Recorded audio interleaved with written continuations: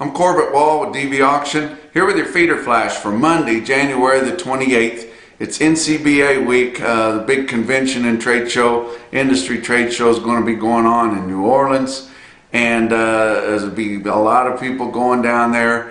Not a lot of producers per se, but a lot of people that are big within the industry. There'll be a lot of issues discussed out there. They have some big meetings. There'll be a lot of your people that are in sales in the industry, your animal health people, ear tags, feed, supplements, all that kind of stuff will be down there.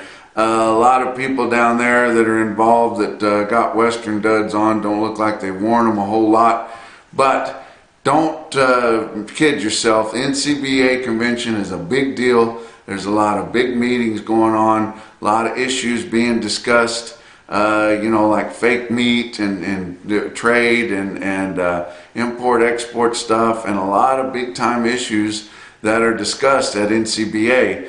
And it's going on this week. I am going to be heading down there. Got a few meetings to go to, but nothing important like the other guys. But they should probably estimate that the beer and whiskey sales on Bourbon Street could go up a little bit. It's not going to be anything like Mardi Gras, but they could see a significant increase in your sales there. And I'm going to do my part to help. Let's look at the board at the end of last week. February live cattle futures ended the week at 126.05, down 47 cents for the week. April live cattle ended at 126.85, down 52. January feeder cattle ended the week at 143.37, up $1.92 on a Wednesday rally that nobody saw coming. But it did give some of your guys in farmer feeders especially enough support and made them feel good enough to get in, and your cash sales in your sale barns were sharply higher too off of that Wednesday rally on the board. March feeder cattle up 80 cents for the week at 143.62. In fat cattle trade, disappointing, $1 lower at 123. Can't seem to get to 125. It's just a threshold. It's a barrier. Can't break through. The last 2 weeks we've seen a few sales on some really high quality clean cattle, hoop building or roofed cattle that at 125, but cannot attain it. Can't establish a market there. Can't get your outdoor feedlot sales there. And we couldn't even keep the 124. We're down to 123. But the mud these cattle are carrying is significant, and it's lowering the dressing percentage on it.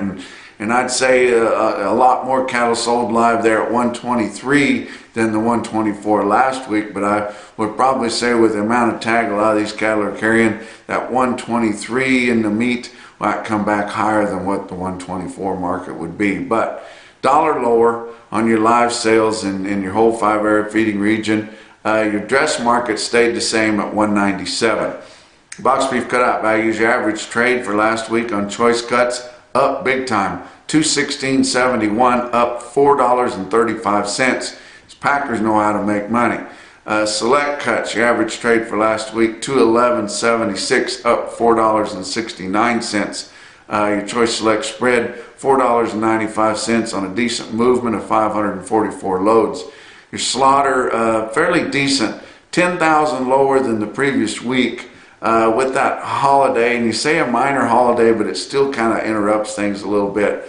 But at 610,000 for last week, up 16,000 over the same week a year ago, and that's pretty significant there. Your early week sales should be higher.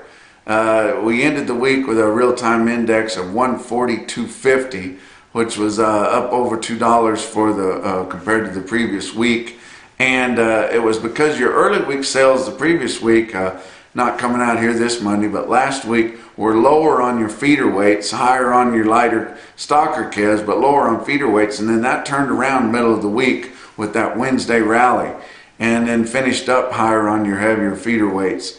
So I would guess pretty strongly that your high volume sales coming out here on Monday, Oklahoma City, Joplin, all your big Monday sales should be higher on feeder weights over 600 pounds.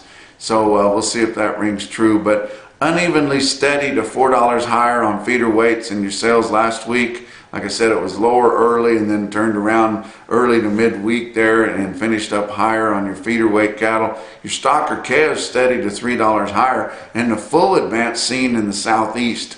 So a lot of orders for calves, even though it's miserable in the Midwest. Not so much down here in the southern plains, especially in the Texas Panhandle. We've had no winter and hardly any moisture at all winter. But guys are starting to order some calves out of the southeast. There may be some guys talking about graze out wheat because there's been a lot of moisture in Oklahoma and southern Kansas, and they think they're going to be able to add value to the cattle there with graze out wheat. Also, there's going to be a lot of guys that are just wanting to get those cattle purchased and put together for the early grass turnout. But late week sales, Burwell, Nebraska on Friday. DV auction sale there. You can watch and bid on Friday sales there at Burwell through dvauction.com. Didn't have a sale the previous week, but 2 weeks ago, compared to 2 weeks ago, mostly $7 to $8 higher on a calf special there. It had over 6,500 head. I mean, a big sale. But Burwell's one of those sales that gives those big eye-openers prices. But your light 5-weight steers reached $2. That was the extreme top, but they were most all of them selling close to $2, but they did reach $2 even there on some light 5-weight steer calves. All the light 7-weight steers, the bunches that were had average weight under 750, they all sold over $150.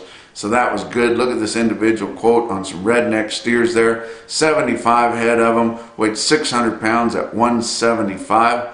Shasta Livestock Auction Yard, Cottonwood, California, way out west. 53 head on Friday, average 525 pounds at $180.